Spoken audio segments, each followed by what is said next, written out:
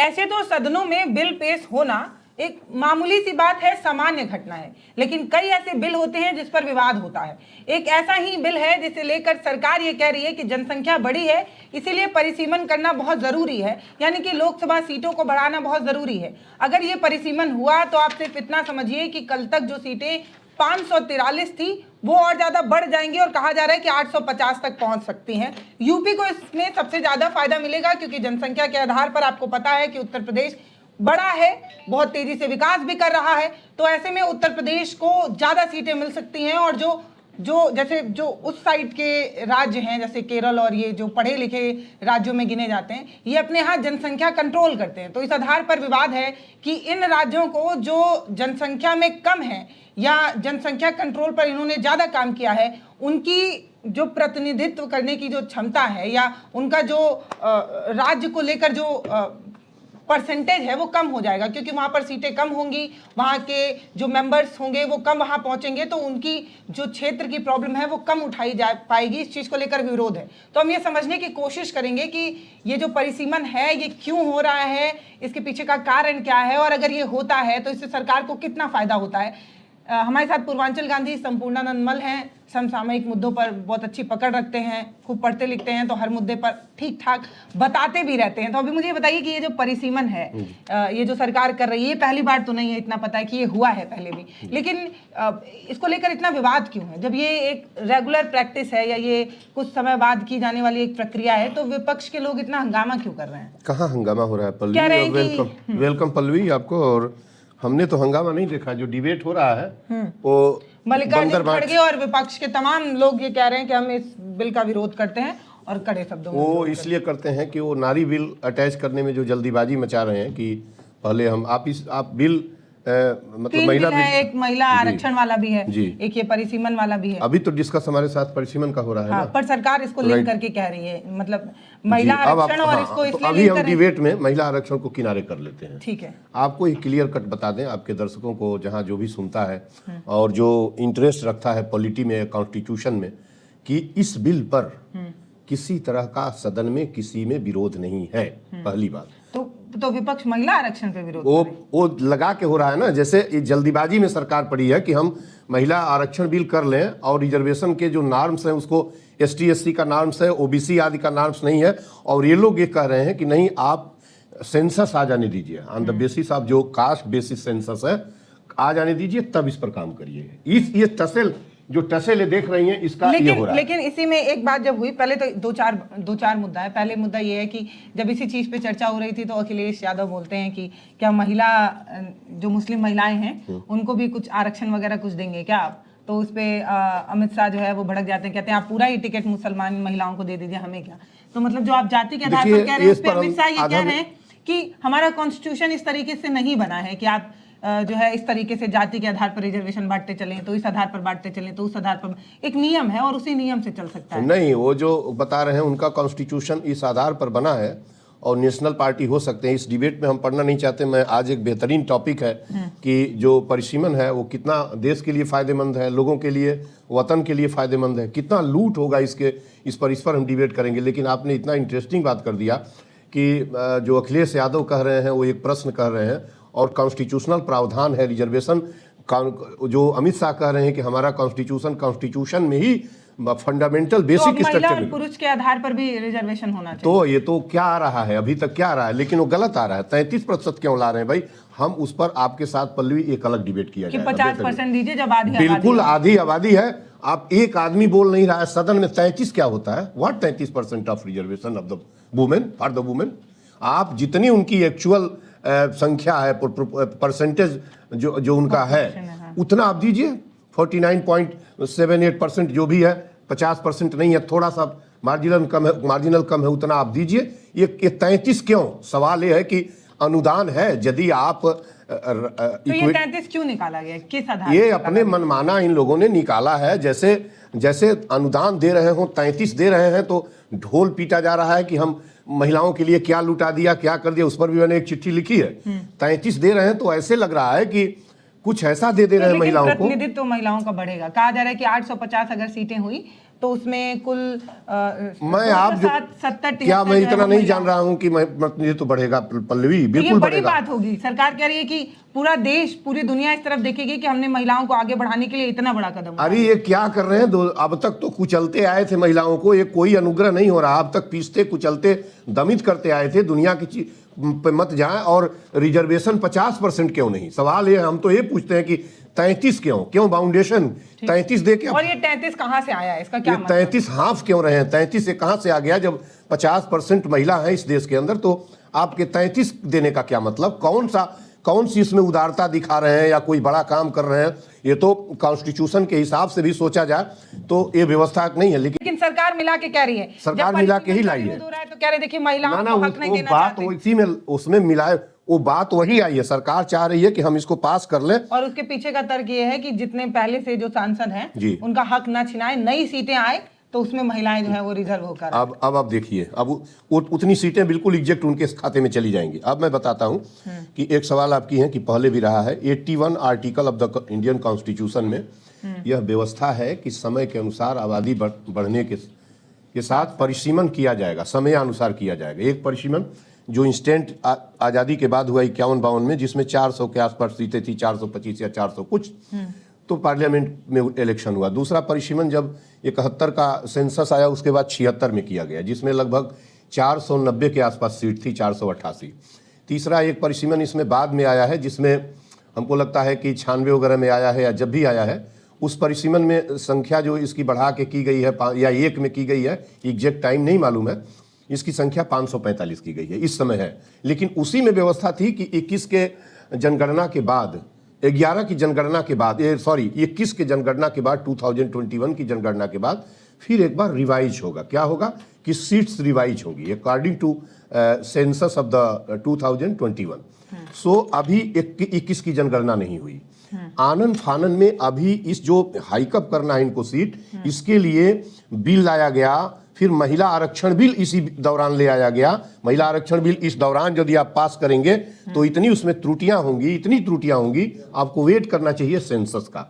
हम इस बिल के उस पोर्शन पर आ रहे हैं पल्लवी कि हम यह बिल सीट्स बढ़ा के। हड़बड़ी क्यों है? ये जो परिसीमन हो रहा है ये बिना मतलब जनसंख्या जनगणना के आधार पर रूलिंग पार्टी है, पूरे देश पर इन्होंने कब्जा जमा लिया है। इन्हें कैसे पता चलेगा कि कितनी सीट बढ़ानी है? जब हम पॉपुलेशन जानेंगे तभी तो हम बढ़ा। तो ये बना लिया, आ रहा है ना पॉपुलेशन, तो इनके सामने खड़ा है, उसकी रफ आइडिया तो इन्होंने बना लिया सा, उस हिसाब से कर रहे हैं। और पॉपुलेशन का वेट नहीं करना है इनको, population percentage of the population करना है। पॉपुलेशन जो भी हो, पॉपुलेशन जो भी हो वो तो बाद में आएगा। उस परसेंटेज तय करेंगे कि पॉपुलेशन का कितना, हम कितनी। तो अभी ये जो परिसीमन होगा इसमें जाति के आधार पर होगा क्या? कि मतलब अगर नहीं जाति, नो की आबादी इतनी है, ना बिल्कुल नहीं, रॉन्ग, बिल्कुल नहीं, नो पार्लियामेंट नहीं ये ना ये तो विपक्ष ही मांग कर रहा है। नहीं विपक्ष कुछ नहीं, विपक्ष नारी बिल को जब जोड़ आप रहे हैं यहाँ, तो वह कह रहा है कि नहीं आप सेंसस को आने दीजिए और नारी बिल में रिजर्वेशन, ओबीसी, एसटी, एससी का प्रावधान करके ही तब रिजर्वेशन को लागू करिए और रिजर्वेशन को फॉलो अप करिए। अभी कुछ रिजर्वेशन, इतनी जल्दीबाजी में रिजर्वेशन का ही टसल हो रहा है बार बार। सीट्स बढ़ाने में कोई विरोध नहीं है। सीट्स आपको अभी पता चलेगा कि थपरी बज के और सीट्स हो जाएगी, जितनी बढ़नी है लगभग तय हो गई है कि 850 के आसपास जाएगी, हो सकता है 845 रह जाए। लेकिन हम सवाल आप कर रहे हैं आपसे कि आज़ादी के लगभग 80 वर्ष पूरे होने वाले हैं और प्रथम चुनाव जो 50-51 में हुआ था तो 50 साल उधर और इधर जो है 25 साल, 75-76 साल आज़ादी के बाद के हो गया। आप सीट्स बढ़ा रहे हैं, चलिए हम उस बिंदु पर आते हैं कि उसका इम्पैक्ट क्या होगा। उसको हमने कुछ बनाया है, उसके आधार पर हम आपके साथ डिस्कशन करेंगे। इस पर विधिवत डिस्कशन पहले इस पर कर लीजिए, तब रिजर्वेशन को बाद में एक टॉपिक टच करके तब हम समझने की कोशिश करेंगे।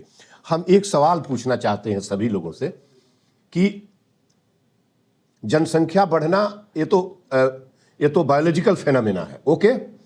जमीन जो है कांस्टेंट है, जमीन बढ़ नहीं रही है, जमीन की बाउंड्री बिल्कुल उतनी ही है, सीमित है। अब उसमें जनसंख्या जितना डालिए आप, तो जनसंख्या का बर्डन लगातार बढ़ रहा है।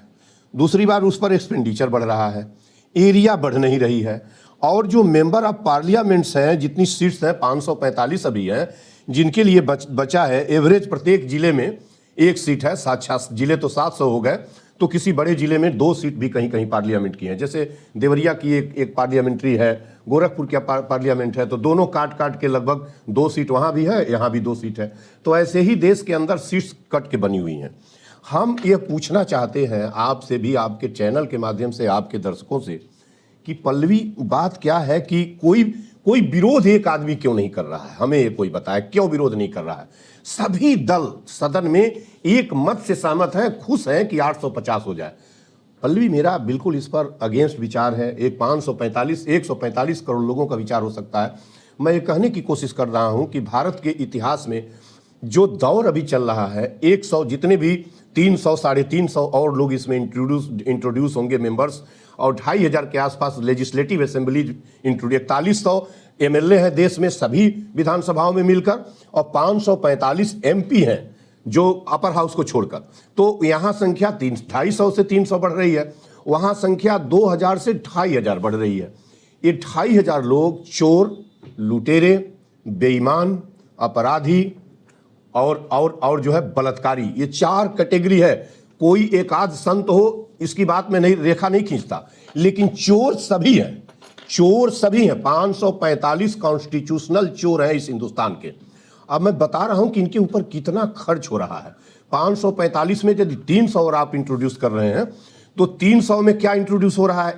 एक सांसद के ऊपर हमने निकाला है पल्लवी, कि एक सांसद 1 साल के अंदर 4 करोड़ रुपया, 1 साल में 4 करोड़ रुपया वेतन में, भत्ते में, एक्सपेंडिचर में, मकान में, हवाई जहाज में, फंड उसका जो फंड है उसका, एमपी एमएलए का अलग फंड है उसका। और यदि मिनिस्टर है तो एक क्राइटेरिया बनी है कि जो कैबिनेट मंत्री है वो 30 करोड़ का प्रोजेक्ट पास करता है अपने दफ्तर में बैठ के, जो बड़े बड़े मिनिस्टर हैं वो हजारों करोड़ का, उनको सदन में और किसी मंत्रालय में जिक्र करने की जरूरत नहीं है। तो मैंने निकाला था कि किस तरीके से भारत की संपदा का लूट का, दुनिया में ऐसा लूट का तरीका हिंदुस्तान में अकेला, जितनी भी डेमोक्रेटिक टाइप ऑफ गवर्नमेंट्स हैं देशों में काम कर रही हैं, इस तरीके के कारिंदगी से लूट का, ये इनसे कोई विकास बढ़ा है? इनके ऊपर जो अब तक पैसा लग रहा था, ये उसी विकास के फंड का हिस्सा खाते हैं। ये कोई इंडस्ट्री टूटती गई, एरिया घटता गया, एक्सपेंडिचर खर्च बढ़ता गया, और बढ़ता गया तो उसी में से शेयर इनको मिलता है, उसी में से भत्ते मिलते हैं। जो 5 करोड़ का इनका फंड है, एमपी फंड जो है, एमएलए फंड है, उस 5 करोड़ का ऑडिट आप में से, इस देश के 145 करोड़ में से, या सांसद को वोट देने वाले में जितने भी उसकी एरिया के, कोई व्यक्ति ये नहीं पूछ सकता कि सांसद महोदय इस पैसे का खर्च कहाँ हुआ है, क्या किए हैं आप, इसको खाना खा गए, इसको डकार गए, हजम कर गए, कोई भी पूछने वाला नहीं है। तो ये एक बड़ा जो गेम है भारत को लूटने का। और ये तो इतने, मैं बोला ना कि 545 अब तक थे, 300 पल्लवी, और इसमें चोर, लुटेरे, कॉन्स्टिट्यूशनल शब्द है ये मैं नहीं कह रहा हूं, इसलिए कि आपके प्राइम मिनिस्टर कहते हैं कि लोकतंत्र लूट तंत्र में कन्वर्ट हो। मेरा शब्द नहीं है, बंगाल में उनका यह बयान था कि बंगाल में लोकतंत्र नहीं, लूट तंत्र में। तो मैं ये कह रहा हूं कि प्रधानमंत्री से, और मैंने एक चार्ट बना लिया इस संदर्भ में, उसको मैं यहां रखूंगा, अभी बस 2 मिनट के अंदर रखूंगा, कि हिंदुस्तान कितना लूटेगा। और एक भी आदमी 545 में से कह नहीं रहा है कि नहीं अब मत बढ़ाओ, इनकी संख्या कम करो, इनको लखेदो हिंदुस्तान की ऐसी जगहों से। और ये 545 जो 300 ऐड हो रहे हैं, तो ये ना समझिए कि डेमोक्रेसी से उनका कोई रिश्ता है। कोई भी व्यक्ति बताए कि मतदान करने के बाद डेमोक्रेसी को क्या जानता है, वोट डाला उसने, डेमोक्रेसी का मतलब इतना ही जानता है, अनपढ़ गंवार तो कुछ नहीं समझता, वोट डाला, घर बैठ गया। हम लोगों जैसा व्यक्ति जो लगातार सवाल करता है, डेमोक्रेसी से हम सवाल करते हैं, प्रेसिडेंट से रोज सवाल करते हैं, बहुत सारे लोग सवाल करते हैं, हमको बताओ कि हमारे 1000 पत्रों में से इस देश का प्रेसिडेंट हाउस एक पत्र का जवाब दिया हो। मैं कैसे रिपब्लिकन मानूं, कैसे डेमोक्रेसी मानूं? 300 लुटेरे, क्रिमिनल्स, अपराधी, इस बलात्कारी और शामिल होंगे, कैटेगरी यही है, वही जाएंगे सदन में। कुछ ना हो तो कम से कम लुटेरे तो हैं। किस लिए है? कि कॉन्स्टिट्यूशनल डकैत है। अभी कल ही डिबेट में मैंने आपको कहा था कि 12,000 रुपये वेतन पाने वाले नोएडा के कर्मचारी, उनके बच्चे, उनके किस तरीके से उनका जीवन तबाह था, उन्होंने रिवोल्ट किया। नोएडा का 2 दिन के अंदर रिवोल्ट हुआ, कल आपने डिबेट किया था। पल्लवी ये नौबत ना आती। ये 545 लोगों ने हिंदुस्तान को कितना लूटा है, कितना लूटा है, इनके ऊपर खर्च का एक एक ब्यौरा बताएं। एक व्यक्ति पर, एक सांसद के चुनाव के लिए कॉन्स्टिट्यूशनली 90 लाख रुपया एक सांसद के एक चुनाव के लिए चुनाव आयोग तय करता है। 90 लाख वो अपना करता है, किस पर? कर्मचारी पर, सेना भेजने पर, बक्सा भेजने पर, वोटिंग मशीन पर, किराए पर, भाड़े पर, मंगवाने पर। ये 90 लाख रुपया सरकार का स्वाहा होता है, हमारे गरीब अमीर की कमाई का, टैक्स का। दूसरा, एक एमपी एवरेज 5 से 25 करोड़ रुपए का चुनाव लड़ता है। वो पैसा कहां से आता है? वो पैसा फंड का जो डकारा रहता है, दलाली किया रहता है, बड़े उद्योगपतियों से उसके संबंध है। उसके लिए सदन में उसके तरफ से एक सवाल बोल दिया, उसने जो है अकेले चुनाव लड़ा दिया। जैसे नरेंद्र मोदी का चुनाव होता है तो अडानी अकेले लड़ रहा है, दो तीन बार से पार्लियामेंट का चुनाव अडानी अंबानी लड़ते हैं। अब इसके लिए हमसे सवाल आप करेंगे, कोई फायदा किसी को नहीं मिलेगा। अकेले इसने पूरी मोनेटाइजेशन में देश की पूरी संपदा, जो हमारी दौलत है, जमीनें, उनको बेचने का राइट लेकर, कैशमेंट करने का अधिकार लेकर, और पूरी तरह धीरे धीरे बेच दिया। तो एक किस चरणबद्ध तरीके से इनके आवास का, इनके, केवल ये ना समझिए कि ये जहाज में आते हैं, ट्रेन में आते हैं, इनको बहुत सारी क्लास 1 की सुविधाएं हैं, इनका वेतन कंटिजेंसी मिलकर लगभग 50 लाख रुपया सालाना होता है, ना सोचिए। यह भारत के, दुनिया के सबसे नमूने किस्म के संवैधानिक चोर, लुटेरे, बलात्कारी, अपराधी इसमें से सदनों में है। इस 545 में से कोई नहीं बोल रहा है कि ये छटे हुए लोग कौन जाएगा। सवाल यह है, उन 330 में से कौन जाएगा। ये मारामारी हो रही है कि हमारे दल के लोग चले जाएं। हमारे सवाल आज यही बताना है पल्लवी, लोगों को यही मैसेज देना है कि जो ये पास हो रहा है, आप ना समझिए कि आपके विकास का कोई कवायद हो रहा है, आपका स्टैंडर्ड बढ़ेगा, विकास होगा, विकास यूनिटबद्ध होगा। पैसा लाएंगे, उस पैसे का बड़ा पोर्शन ये खा जाएंगे, आपकी स्थिति और खराब होगी। दिन पर जितनी ही मेंबर ऑफ पार्लियामेंट बढ़ेंगे, मेंबर ऑफ लेजिस्लेटिव असेंबली बढ़ेंगे, अपर हाउस के मेंबर्स बढ़ेंगे, चाहे प्रांतों में चाहे केंद्र में, आप एक्सप्लॉयटेड होंगे, आप एक्सप्लॉयट होंगे, आप गरीब होंगे, आप तबाह होंगे, आपकी शिक्षा व्यवस्था तोड़ी जाएगी। नफरत फैलाने वाले, एक एलिमेंट नफरत फैलाएगा, कोई कुछ करने सदन में नहीं जाएगा, कोई कुछ भी नहीं कर, सदन में जाने की जरूरत नहीं है, सदन के बाहर रह के देश और कमजोर होगा। इनकी संख्या पर चेक लगनी चाहिए। मैंने तो बनाया है कि एक सांसद, मैंने बनाया है कि एक विधायक जो खर्च करता है, एक विधायक का जितना का खर्च है विधायक केवल का, 100 कर्मचारी उसके जगह 50,000 रुपए महीने के नियुक्त हो सकते हैं। जरा इसको सुन लिया जाए। आंकड़े हमने बनाए हैं, आप लोग भी बैठ के बनाइएगा।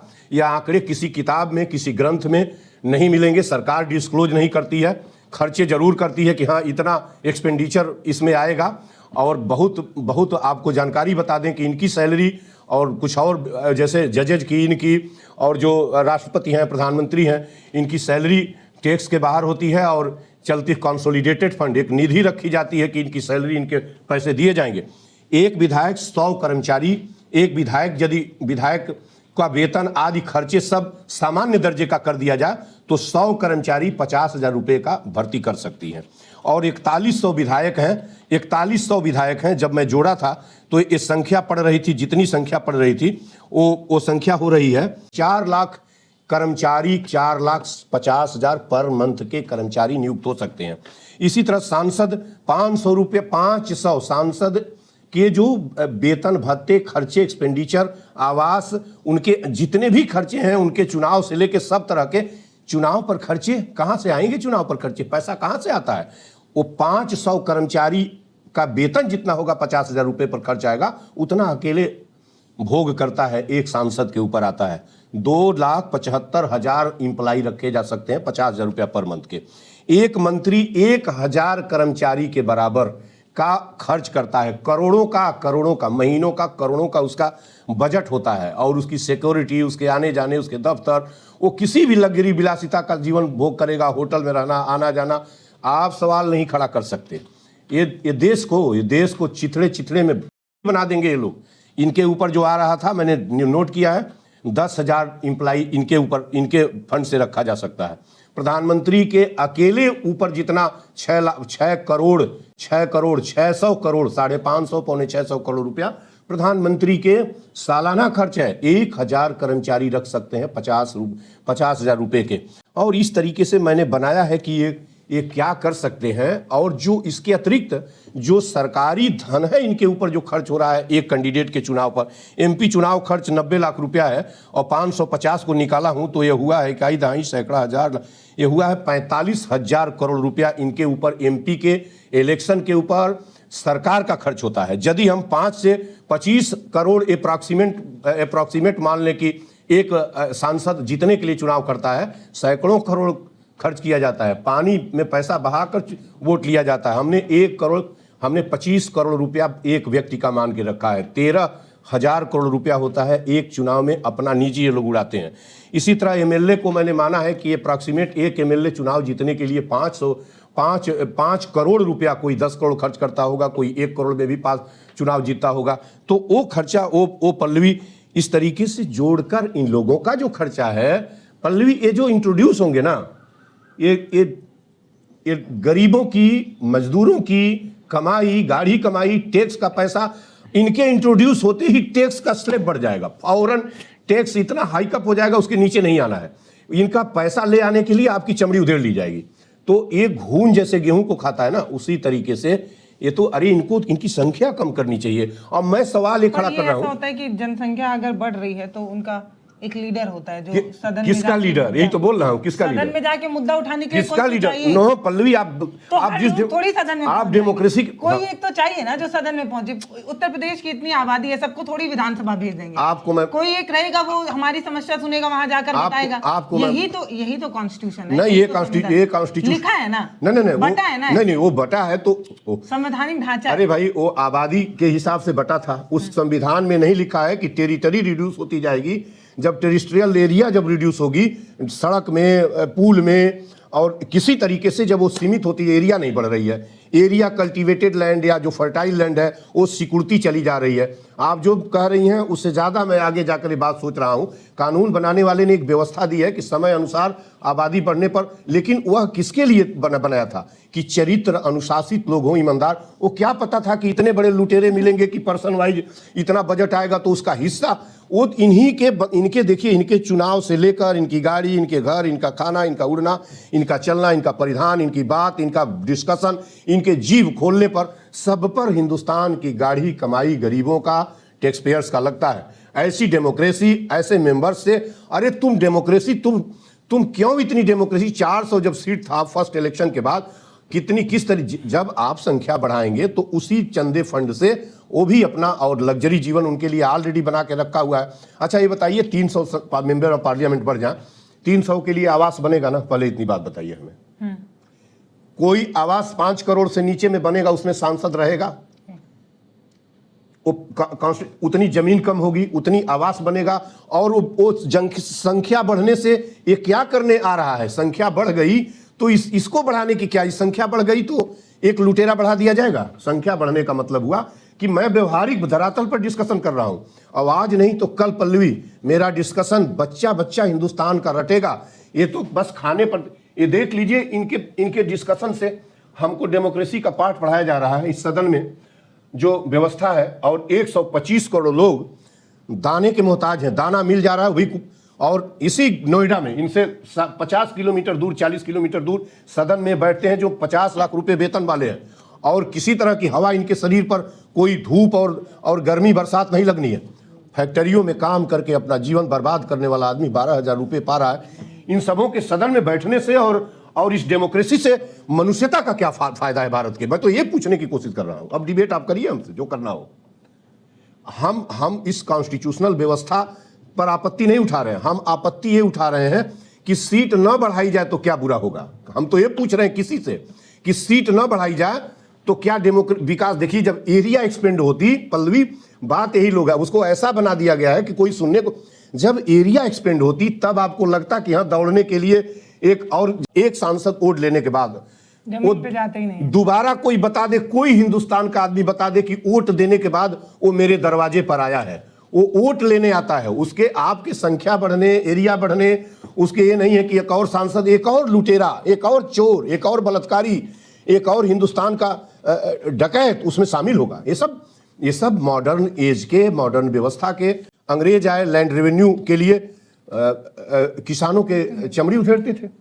और यहाँ जो है, यहाँ अभी जो हिंदुस्तानी ये आए हुए हैं मेंबर ऑफ पार्लियामेंट बन के, मेंबर ऑफ लेजिस्लेटिव असेंबलीज बन के, और जो कैबिनेट मंत्रालय की व्यवस्था चली है ना, कैबिनेट मंत्रालय से डेमोक्रेसी का क्या रिलेशन है? कोई एक डिबेटर बताए हमको कि कैबिनेट मंत्रालय सीधे सीधे ब्रिटिश पार्लियामेंट्री और पार्लियामेंट्री टाइप ऑफ गवर्नमेंट में एक जज, इतना बढ़िया देश के रिस्पेक्टेड जज जो 80 साल लगभग उम्र है, जस्टिस मार्कंडे काटजू, उन्होंने कहा कि ये पार्लियामेंट्री डेमोक्रेसी, इस डेमोक्रेसी पर जिस पर आप कह रही हैं कि इस डेमोक्रेसी पर, जो डेमोक्रेसी कास्ट एंड रिलीजन की हवा सूंघ कर आगे बढ़ती है, वो ऐसी बात करते हैं कि इसमें डेमोक्रेसी कहाँ है? ये तो इसमें लोगों से वोट ली, और वोट किस पर आधारित होता है? जाति पर और जो है धर्म पर, दो पर वोट आधारित है।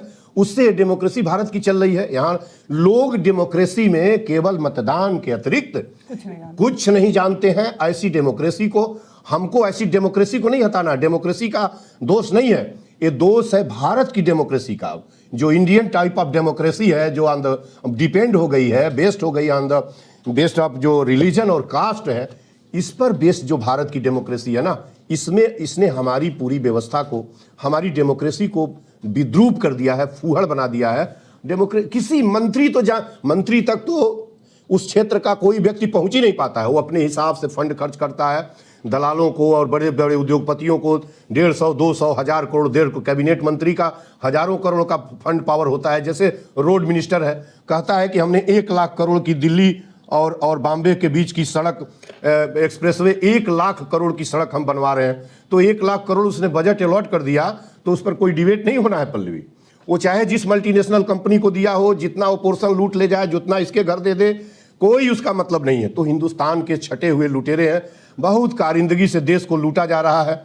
लोग डेमोक्रेसी डेमोक्रेसी डेमोक्रेसी, क्या डेमोक्रेसी, कैसी डेमोक्रेसी पर पाठ पढ़ा के, और जब इलेक्शन आता है तो मतदान पवित्र, मतदान पवित्र, मतदान बहुत उत्तम कार्य है, ऐसा काम है, इसको वोट देना चाहिए। किसको वोट देना चाहिए? किसको वोट दूं, क्यों दूं? मैं तो वोट देने न जाता हूं, न जाऊंगा वोट देने। हम डेमोक्रेसी हमारे पूर्वजों ने दी है, और कुर्बानी और फांसी का नतीजा है डेमोक्रेसी, आज़ादी, तिरंगा, संविधान। इन लुटेरों की वजह से डेमोक्रेसी है, जो वोट डालते वक्त डलवाने के लिए न जाने कितने हथकंडे अपनाते हैं, और जब सदन में चले जाएंगे, मिनिस्टर हो जाएंगे, बेहतरीन तरीके से हिंदुस्तान को लूटते हैं। हम ऐसी डेमोक्रेसी का, ऐसी hiccup of the seats in the parliament हम पूरी तरह से विरोध करते हैं। मैं अकेला विरोध करता हूं कि बिल्कुल नहीं, बिल्कुल अब एक आदमी भी इन चोरों के घर का एक आदमी भी नहीं बढ़ना चाहिए। महिला आरक्षण बिल 50% ले आकर, और 50% जो एग्जिस्टिंग 545 सीट्स है पार्लियामेंट की, उसकी 50% पर महिलाओं का आरक्षण होना चाहिए, और 50% में महिलाओं को आरक्षण में रिजर्वेशन लागू करना चाहिए कि दमित घरों की बेटी बहनें भी उस सदनों में पहुंच सकें। ये नहीं कि जो फॉरवर्ड पढ़े लिखे घरों की जितने इसमें सीट, कम से कम यदि रिजर्वेशन ना लागू करिए तो ये सारे जितने बैठे हैं ना, ये सब अपनी बेटी बहनों को ले आके सदन में सीट वहीं से अलॉट कर लेंगे, आएंगे, पैसा बांटेंगे, ले जाएंगे, इसमें कब्जा कर लेंगे। भारत की डेमोक्रेसी रह गई है। हम लोगों को डेमोक्रेसी डेमोक्रेसी क्या डेमोक्रेसी, कौन सी डेमोक्रेसी? हमारे तो 1000 पत्रों का ऑनरेबल प्रेसिडेंट ने जवाब ही नहीं दिया। मैं इनको किस तरीके से गणमुखिया कहूं? ये तो इरविन के उस वायसरायल्टी से भी गई गुजरी व्यवस्था है, जिसने पहली बार जो है वो राष्ट्रपति भवन बनवाया, और पहली बार वायसरायल्टी जो आज प्रेसिडेंट कहा जाता है, उससे भी गई गुजरी व्यवस्था है। वो भी किसी खत को, भगत सिंह सुखदेव राजगुरु के जब फांसी हुई थी तो देश के लोग खत लिख रहे थे, खत को कूड़ेदान में फेंक देता था, वो तानाशाह था, उससे कोई न डेमोक्रेसी थी, हम गुलाम थे उस समय। लेकिन आज हम आज़ाद हो गए हैं। मेरे 1000 पत्रों का मनुष्यता से संबंधित, जीवन से संबंधित, संविधान से संबंधित, और महंगाई से संबंधित, टैक्स से संबंधित, बेरोजगारी गरीबी से संबंधित, बलात्कार हिंसा से संबंधित, माफियाओं का जंगल राज से संबंधित 1000 पत्र लिखा हूं, यूएपीए पर पत्र लिखा हूं, काउंटर पर पत्र लिखा हूं, लेकिन एक का जवाब इन्होंने नहीं दिया। कैसी डेमोक्रेसी पल्लवी, किस तरह की डेमोक्रेसी? मुझे लगा कि ये मुद्दा बहुत जरूरी है, इसको आसान भाषा में समझना बहुत जरूरी है कि इसका जमीन पर क्या असर पड़ेगा। अगर इस तरीके की सीटें बढ़ती हैं तो सरकार का ये दावा है कि इससे जो जनता है उसका प्रतिनिधित्व जो है वो बढ़ेगा, जनता के सवाल पूछने वाले रोक रहा हूं प्लीज।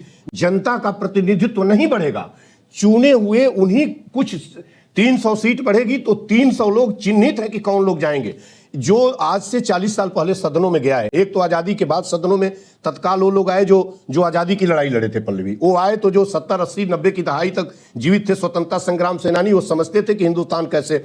जब दूसरी लेन हमारी आई है जब दूसरी पीढ़ी आई है सदनों में 90 और 88 नहीं बल्कि 77 के बाद से, जब दूसरी पीढ़ी आई है, दूसरी पीढ़ी की दूसरी पीढ़ी जैसे मुलायम सिंह यादव आ गए राजनीति में, उनके बेटा आ गए, और अब अखिलेश की बेटी भी एक्टिव हो रही है पॉलिटिक्स में। केवल एक ही नहीं, उनका हम नाम ले रहे हैं, अनगिनत का नाम लेना चाहते हैं कोई भी। जैसे राजनाथ सिंह आ गए, इनका बेटा पॉलिटिक्स में आ गया, इनके दोनों बेटे, वो भी से डेढ़ समय पॉलिटिक्स में आ जाएगा।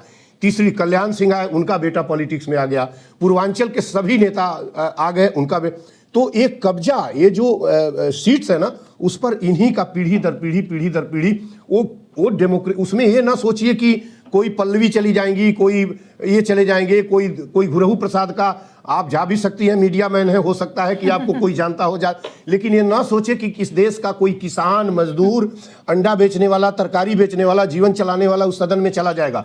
डेमोक्रेसी से इस सीट के हाईकअप होने का कोई मतलब नहीं है, लुटेरों का एक सब। और इस पर पल्लवी बार बार डिबेट करिए, लोगों को बताइए कि ये जो है लूटने की एक पूरी तरीके से 300 350 और छटे हुए लुटेरे हिंदुस्तान की पार्लियामेंट में पहुंचेंगे, बलात्कारी पहुंचेंगे। इससे अधिक कुछ नहीं है। इसका एक आदमी विरोध नहीं कर रहा, ये तो पास होना ही है, लेकिन मैं कड़े शब्दों में विरोध कर रहा हूं, बराबर करता रहूंगा। अरे इनसे कांप रहा, इनसे शरीर कांप रही है। इनको देखता हूं ना तो लगता है कि हमारे खून का हिस्सा इनकी गाड़ियों में, इनके शरीर पर, इनके चलने पर ये झूठ, बलात्कार, हिंसा के माहौल में ही जीते रहते हैं। इनसे कांप रहा शरीर ऐसी डेमोक्रेसी से। और इनके जो एक्ट हो रहे हैं इन नेताओं के, हम ऐसी डेमोक्रेसी को कंडम करते हैं, बराबर कंडम करते हैं। आप अपनी राय हमें कमेंट सेक्शन में लिखकर जरूर बताइएगा। मुझे लग रहा है कि आपने यहाँ तक देखा है तो आपने अपनी एक राय जरूर बनाई होगी। वो अपनी राय आप इस मंच के, इस वीडियो के कमेंट सेक्शन में जरूर दे सकते हैं। आपका बहुत धन्यवाद। बहुत धन्यवाद पल्लवी, ऐसे समसामयिक विषयों पर, और ये रिलीवेंट रहेगा। और लोगों को ये बताना है कि इनसे सावधान हो लोग। ये पल्लवी बराबर मैसेज दीजिए। आपके चैनल का ये भी दायित्व है कि लोगों को ठगने से और लोगों को लूटने से आगाह किया जाए कि कौन लोग हैं, क्या करने जा रहे हैं। कोई किसी की दवा कराने, कोई किसी का मरहम पोतने आता हो इलेक्शन के बाद, उसका वो लूटता हुआ, वो टैक्स यहाँ से जाता है, कहता है सेवा करेंगे, वो ऐसे हाथ जोड़ के कहेगा सेवा के लिए ले रहे हैं, सदन में पहुंचते टैक्स की चाबुक मारता है इतनी बेहतरीन तरीके से कि आपकी चमड़ी और पेट की अंतड़ी निकल जाती है।